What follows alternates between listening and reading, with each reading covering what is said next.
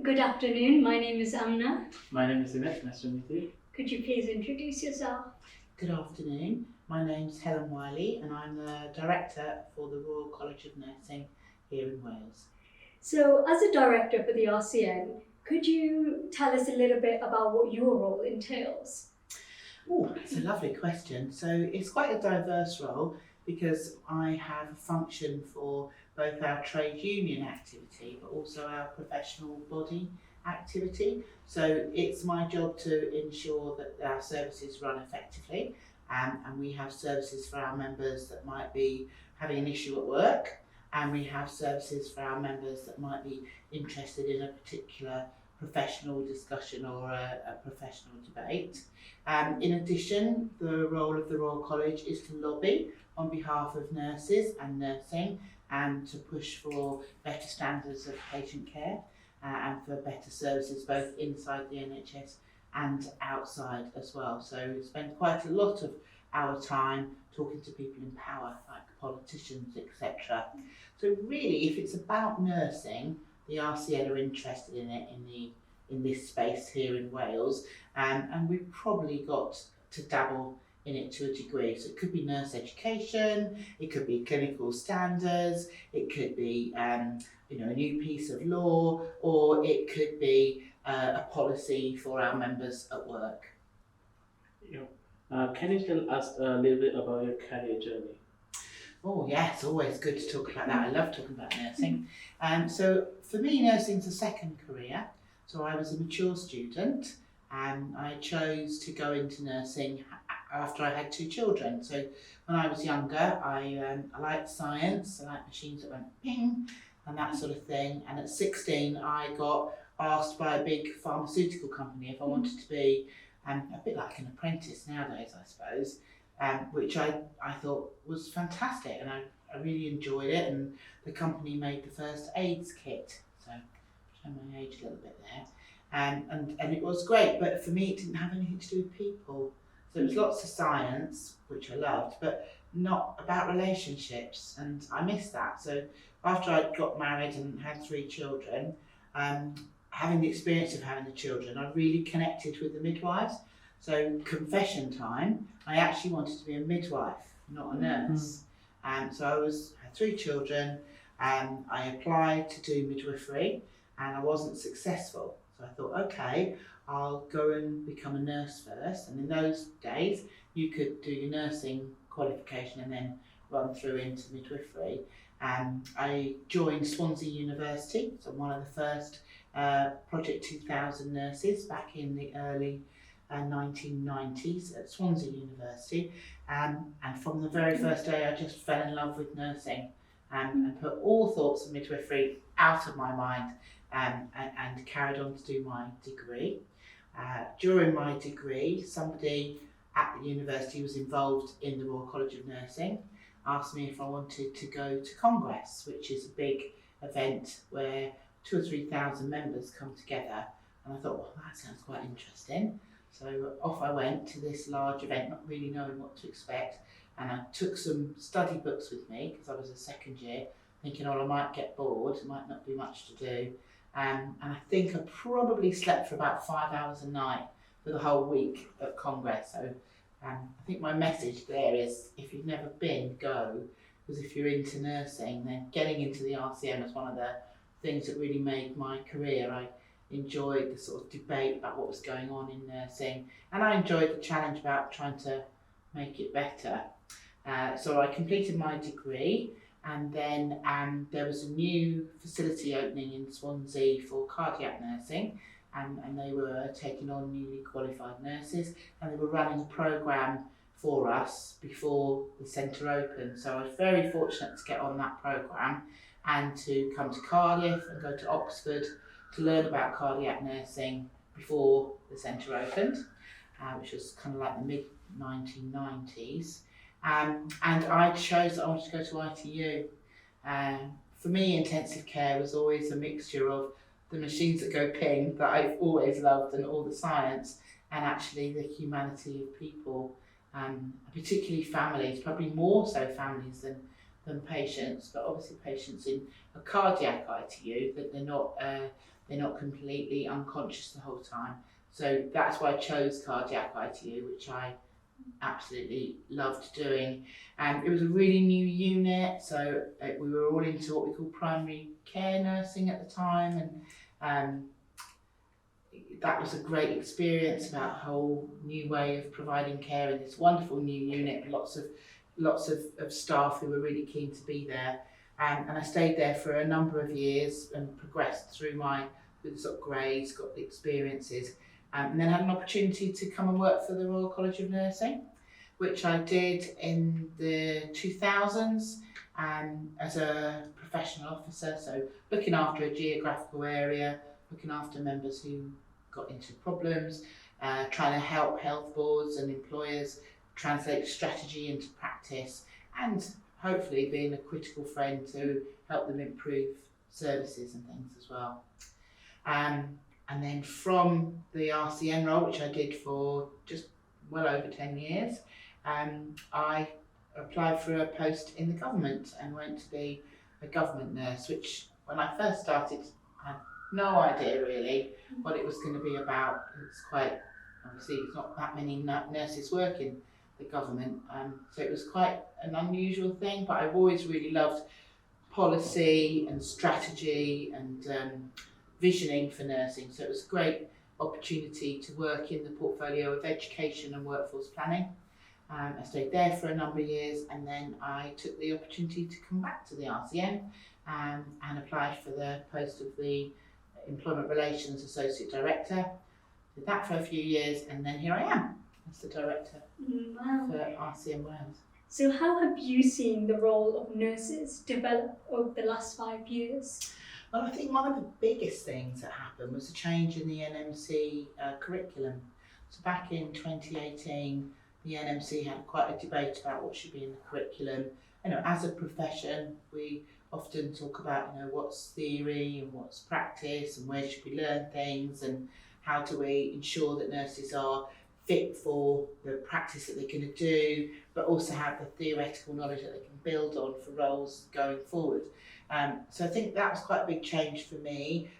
Some parts of it are about ensuring people can undertake particular activities, but other parts of it as well are ensuring that there's theoretical input into the course, so that the registered nurse then can go on and do various other things. So people will talk now about nurses who are able to go on and look at prescribing at the point of registration and take on some more roles that perhaps they didn't do at the point of registration before.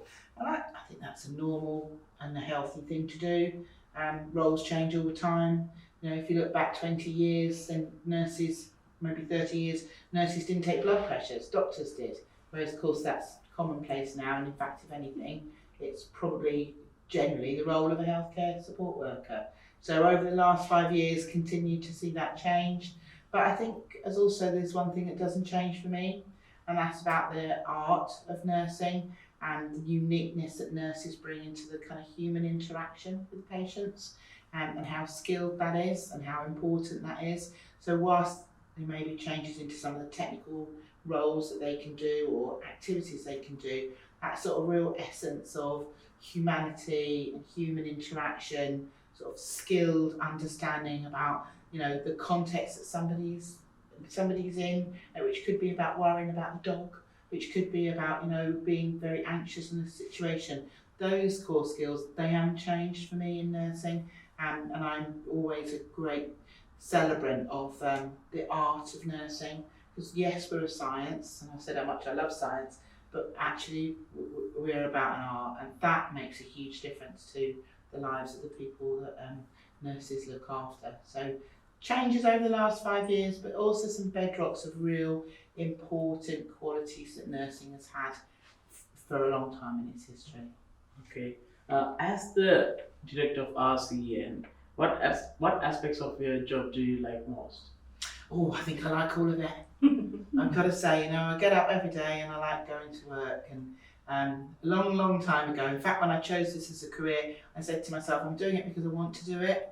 So every day I sort of check with myself and say, do you still want to do it? Some days I don't want to do it as much as others, but predominantly I want to do it. So there are some things I think that make me the happiest. I love to see when, you know, I can do one or two small things and actually I've made an impact on not just one or two of our members, but on hundreds of our members, and each one of those members has made an impact on hundreds of patients.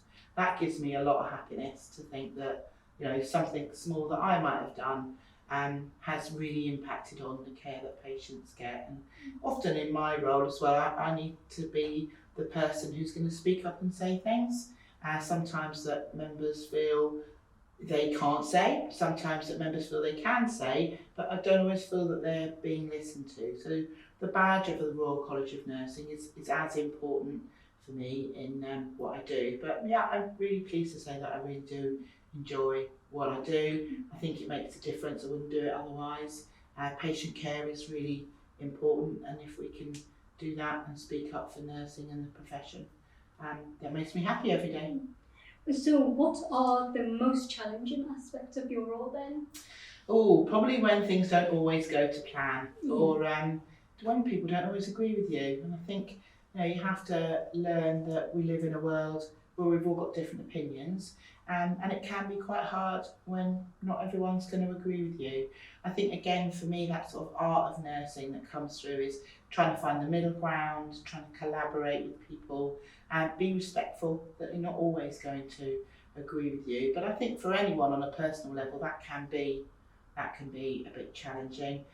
Certainly when I worked clinically, I would say some of the most challenging but most rewarding things were dealing with difficult situations, potentially, you know, end of life situations, or very acutely ill patients. That was challenging because I had to work through those difficult conversations, but actually really rewarding to be able to support people through those difficult times. So at a clinical level, that was one of the things I found the most challenging, but also the most rewarding. Okay, so would you recommend someone to become a nurse? And why would you recommend becoming a member of nurse in Wales? Of course I would. It's the best profession in the world.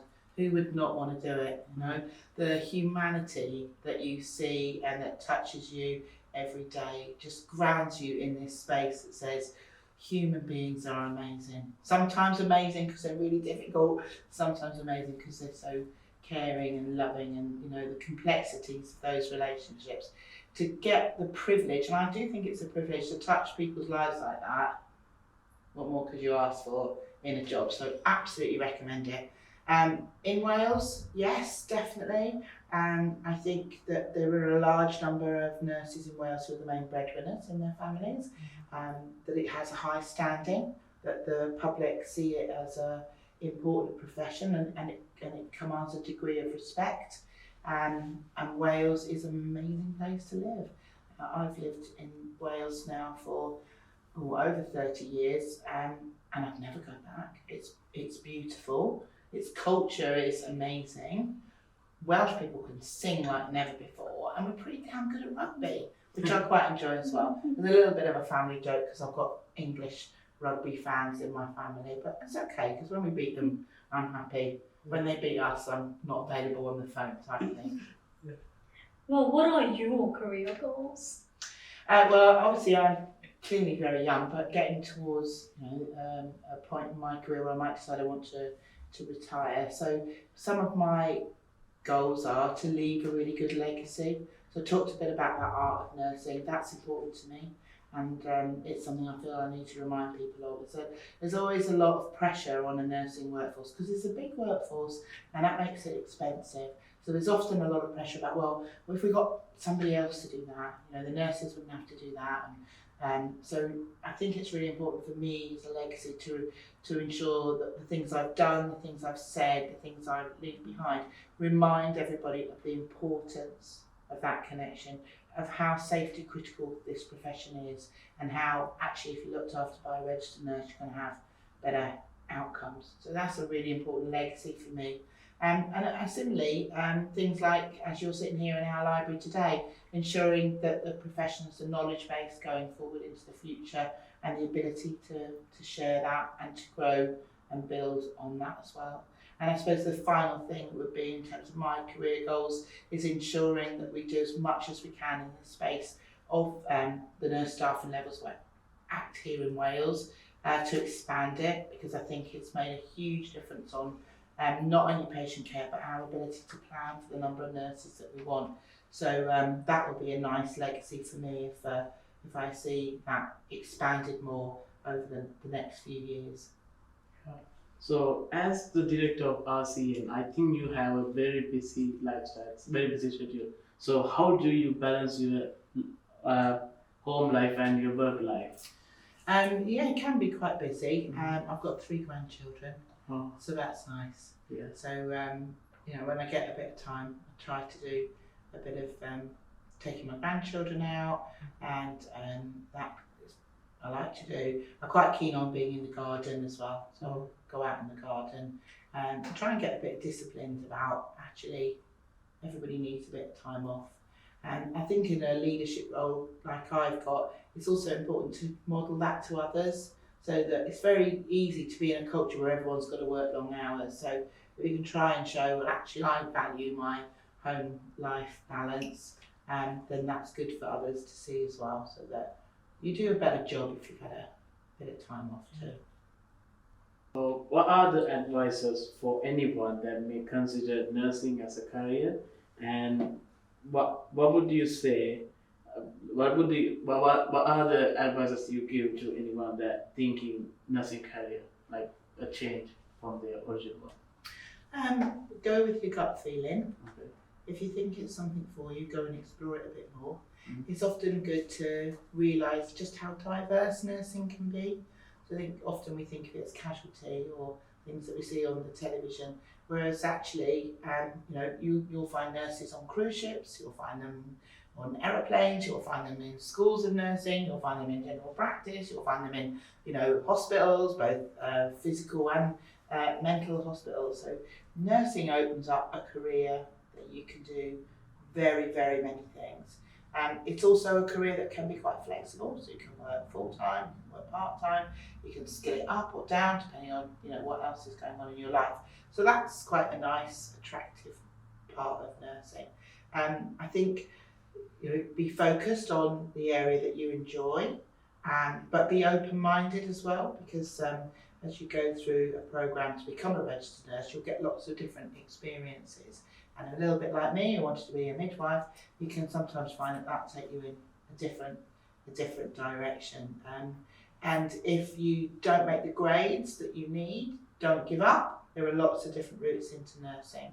You can do that through a cadet, as you are. You can do it through the more open access routes, the part-time routes. Don't give up if you want to be a nurse, because it's absolutely worth it, and there are different pathways to get to. And everyone can do it too. If you want to do it, you can do it. Sometimes it takes a bit of commitment, but you can get there. And I think of the people that did their undergraduate preparation with me. Some people are working as staff nurses, and others are lecturers in schools of nursing and gone all over the world and are specialist nurses. Many of them I remember saying, us all thinking, can we do it? This exam's going to be really hard. But we managed it, and we've had great and successful careers. So stay with it, and you'll find it very rewarding. So as nursing cadets ourselves, we are at the start of our career in nursing. So what advice could you give us? So similarly, stick at it, because you're going to enjoy it. And talk to people, make connections, who's around you, and don't be scared to call out when you think something needs to change. And you can do that in very different ways. And also don't be scared to say when you see something that you think is really good. And choose role models as you go through your career. So remind yourself, I want to be like that person. And I'm going to aspire to get there. Think of your role models and the people that can help you to do that. But I think most importantly is bring yourself to it. Nursing is an investment that you make in yourself, with yourself, to the people that you're going to look after. It's a human interaction, so bringing yourself to the role is important, whilst also, of course, making sure that you have the time off and you have opportunity to reflect on what you see and what you do. Yeah. So can you give me 3 words to sum up your career? All 3 words, that's an interesting one. Definitely inspiring, definitely satisfying. I think the last one I would say would be creative. I think I've had a very creative career and nursing's given me that opportunity. So in terms of future of nursing in Wales, what does a nursing career look like to you in the future? Well, we've talked a little bit about how broad the careers can be. So often people say to me, what's your vision for nursing? And I'm really, it's quite clear for me, it's world domination. If you want something done, ask a nurse. So I think nursing should be in every walk of life in Wales, and it should be people who not just do nursing, but town councillors, for example, and school governors, and all the various walks of life. Nursing should be, because it's an important profession that's part of the fabric of our society. So I see nursing not just as careers and jobs, but actually interwoven with the society that we live in. And if you want something done, ask a nurse, because they'll do it well. Okay. So how do you think the technology affect nursing in the future?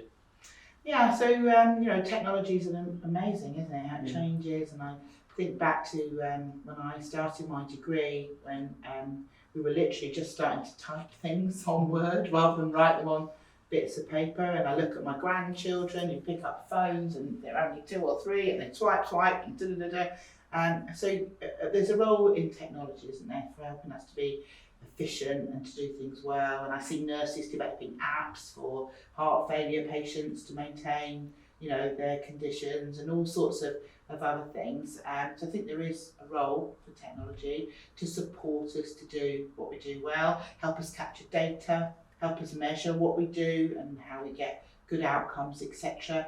But in all of that, there's also this importance about relationships and people and their lives, and we shouldn't let technology get in the way of remembering the important things that we're doing and how we deliver patient care. So use it to the best of its ability, but also be sure that we do that appropriately and in the right places.